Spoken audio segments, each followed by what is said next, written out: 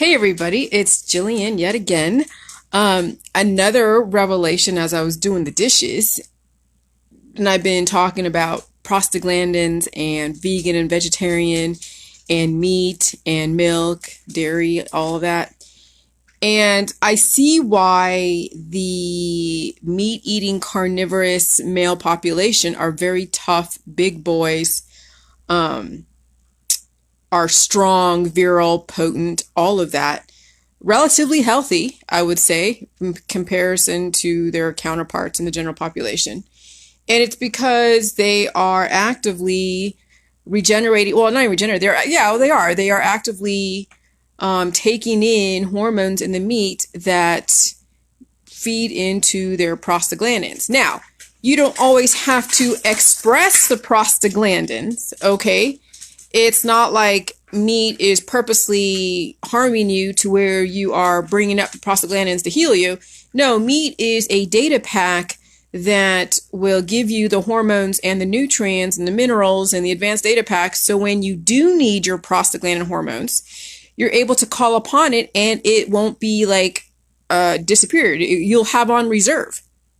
And so when someone's a vegan and vegetarian, you see it's the weakening of their body, mind, and spirit because they don't have the healing hormones at their disposal.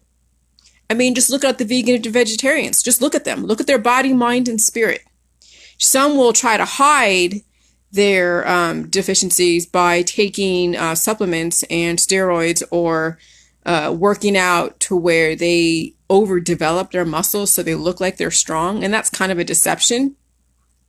So they look like they're a healthy meat eating person, but no, they built their muscles through the vegetarian proteins. It's not enough because you see these people who are vegetarian and who also work out are also aging rapidly.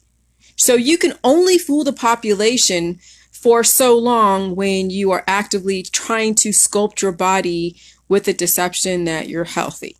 Okay? Because anytime you play avoidance with the food supply, you are depriving your body of the necessary nutrients to build it up correctly.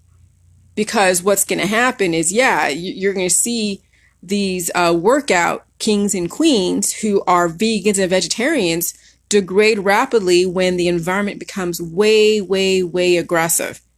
Okay, I mean, it's already that they are breaking their muscles and their vital organs down by working out to such an extent on a repetitive basis. But then you have something like a virus that is really going to tax their body, mind, and spirit, and they won't have what it takes to fight and upgrade the way they should. So, I've been on this today, the vegan and vegetarian kick, responding, I think, to some of my old members that I had to kick out because they were very, very boisterous in the vegan and vegetarian. And I didn't go onto their page, but I definitely do videos that do speak to their situation and then they know I'm talking to them without me really saying I'm talking to them. And that's my manipulation. Okay, I'm a grand manipulator, but like anybody else out there that wants to challenge me, they're just as manipulative as I am. They're just as narcissistic as I am. Anyone that is a leader is going to have characteristics of a narcissist. That's the name of the game. When you're a leader, you can't help but be that because it is about you and your ideas. You're put in a position because you're either voted in or people liked your ideas and they want to follow you, and you have a very set, rule base. You have parameters. Okay? So anyone that is a leader is going to be a narcissist in some way. Just like a mother who doesn't want to be your friend, she's going to be a narcissist. And so you have to figure out, if you find that someone is narcissistic and you find it offensive, most likely you don't agree with the information. Because I have people that call me narcissist. They don't like me because they don't like my information. And other people that don't think I'm a narcissist, they just like my information. They know I got to be a badass because I got to deal with those that want to challenge me. But Bridget doesn't think I'm a narcissist. You know why? Because she understands where I'm coming from. She agrees with me. So I don't have any problem with her. She has no problem with me, and it's great. But then somebody who doesn't understand my information will call me a narcissist. And then you know what? Vice versa. I'll call them a narcissist too because they're just as pig-headed as I am. That's why we don't get along.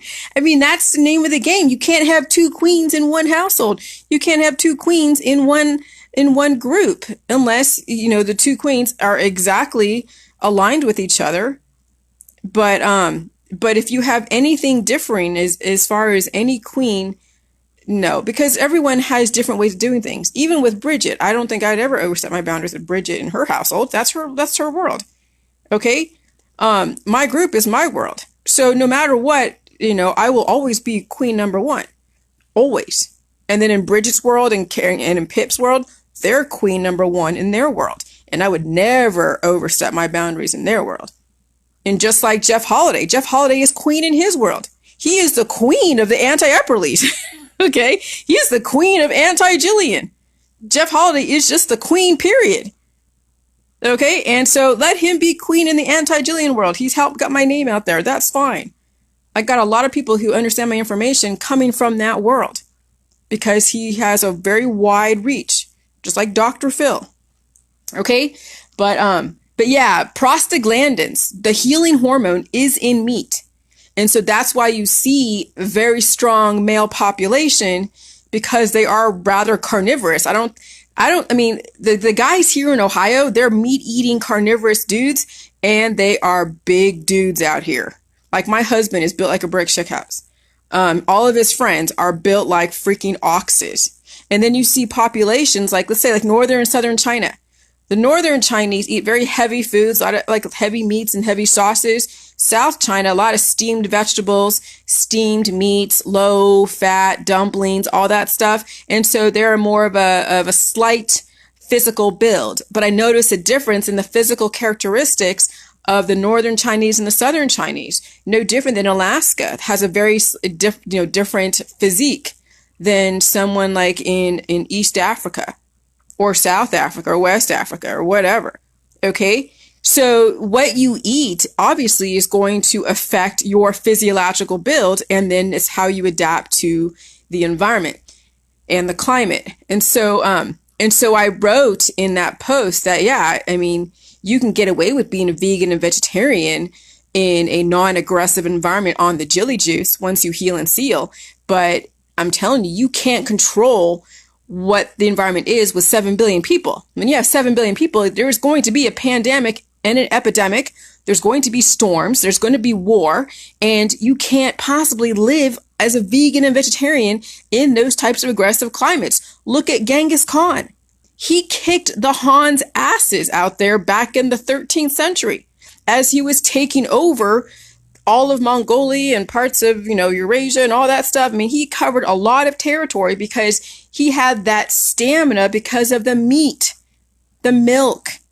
The Han Chinese, those different dynasties, they were eating like their crops and their grains, and they were all into the vegan and vegetarian, a little bit of meat. Okay, I mean, I've seen like the Asians are very, very slight. It's when they got introduced to American food, like hamburgers, where they built up their body. But they went then the other direction where obesity has become a problem.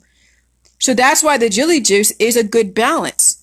You need all the meat, milk, and the vegetables and the fruits and all the diverse data packs. And then the Jilly Juice is that balancing force. No different than when you have a melting pot in America where you have the anti-governments, the pro-governments, the anti-vax, the pro-vax, all the different Democrats, Republicans, independents, the gigolos, or what do you call it, the juggalos, and I don't know, the Crips and the Bloods. And then you have the government that goes and says, okay, we're going to be that balancing force. So no one entity is going to take over. That's why they had to infiltrate the mob, because the mob, the underground, the bootleggers were really controlling everybody. And so the government had to come in and be like, okay, we can't have you victimize everybody. And then be like, oh, the government now is like, the mob. And it's like, no, they are the balancing force. We have laws. We have the Constitution for the most part. And, you got to have some kind of formal authority to revert to with law and order of life and death. So you understand that no matter what somebody says and how many manipulations and declarations that are unsubstantiated or substantiated, you always have the law that's going to substantiate whether or not those declarations are true. Okay? So yes, the prostaglandin, which is found in the prostate gland of the male. The war on the prostaglandin hormone has been going on forever. The war on the male has been going on forever. It's time to turn the tables and stop feeding into the feminist rhetoric. Okay? We need to start expressing the prostaglandin hormones so we can heal the freaking world. Men need to chill out and stop releasing their prostaglandin hormone unless it's going to heal their body. But if you let your prostaglandin express it without it actually doing something, then you're wasting your energy. You're wasting your life force. You're draining your body of the necessary nutrients that you need to heal your body. So men, control your urges. All right, talk to you there. Bye.